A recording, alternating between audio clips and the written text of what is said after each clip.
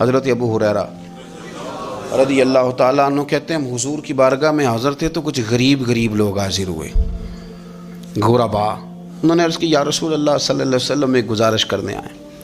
حضور نے فرمایا کہو۔ کہ یا رسول اللہ امیر تو ہم سے آگے نکل گئے۔ حضور نے فرمایا کس بات میں؟ عرض کی حضور نمازوں میں نہیں ہم گزرنے دیتے، اتنے نفل وہ پڑھتے ہیں اتنے ہم بھی پڑھ لیں گے۔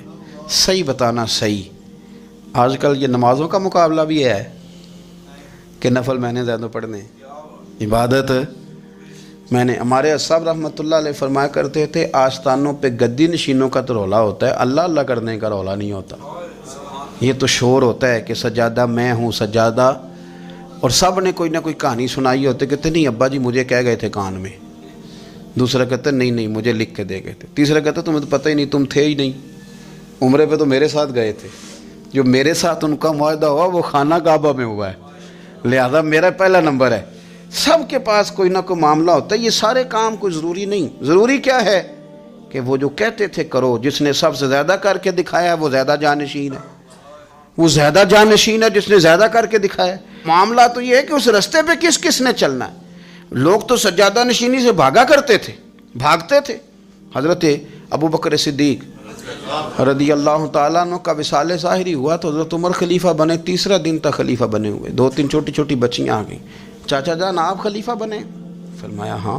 چلو پھر عصر کے بعد ابو بکر ہمارے گھر جاتے تھے۔ فرمایا پتر تمہارے گھر کیا ہے؟ کہنے لگی ہم یتیم ہیں، ہمارا بھائی کوئی نہیں۔ ابو بکر روز عصر کے بعد آتے تھے، ہماری بکریوں کا دودھ دھو کے ہمیں دے جاتے تھے، کچھ بیچ کے گزارا کر لیتی تھیں، کچھ پی لیتی تھیں۔ چچا 3 دن ہو گئے، میری اماں بھی روتی ہے، بہنیں بھی روتی ہیں، آپ چلیں گے؟ تو جناب سیدنا عمر فاروق کہتے ہیں میں نے دستار سر پہ رکھی اور پٹکا میں نے اپنے کندھے پہ رکھا، بیٹیاں آگے آگے میں پیچھے پیچھے، روتے جا رہے ہیں۔ ایک صحابی نے پوچھا عمر کیوں رو رہے ہو؟ کہنے لگے یار یہ ابو بکر کتنا مشکل رستہ دے کے گیا، کتنا مشکل رستہ ہے اس کے طریقے پہ چلنا۔ یہ لوگ تو سجادہ نشینی اتنا کٹھن کام تھا، لوگ بھاگا کرتے تھے۔ شوق آ گیا، اب رسول کریم علیہ السلام کے حضور ناز حاضر ہو کے عرض کی حضور امیر آگے گزر گئے، نمازوں میں نہیں ہم گزرنے دیتے، ہم ان سے زیادہ پڑھیں گے، نفلوں میں نہیں گزرنے دیتے، زیادہ پڑھیں گے۔ یا رسول اللہ صلی اللہ تعالی علیہ وسلم ہم انہیں نہ تلاوت قرآن پاک میں نہیں آگے گزرنے دیں گے، وہ ہم زیادہ پڑھیں گے، لیکن حضور وہ مالدار ہیں، غلام آزاد کرتے ہیں، صدقات کرتے ہیں، خیرات، اس کا ہم کیا کریں؟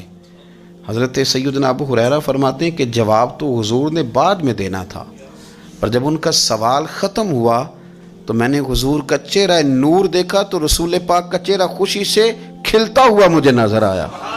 گویا یہ جو رشک ہے نا کہ نیکی میں آگے گزرنا، یہ حضور کو اتنا پسند آیا کہ ان کے سوال سے حضور بڑے راضی ہوئے۔ کریم فرمانے لگے، حضور فرمانے لگے میں تمہیں ایک وظیفہ بتاتا ہوں، تم وہ پڑھو، امیر جتنی بھی نیکیاں کریں گے نا اللہ تمہیں ان کے برابر ثواب دے دے گا۔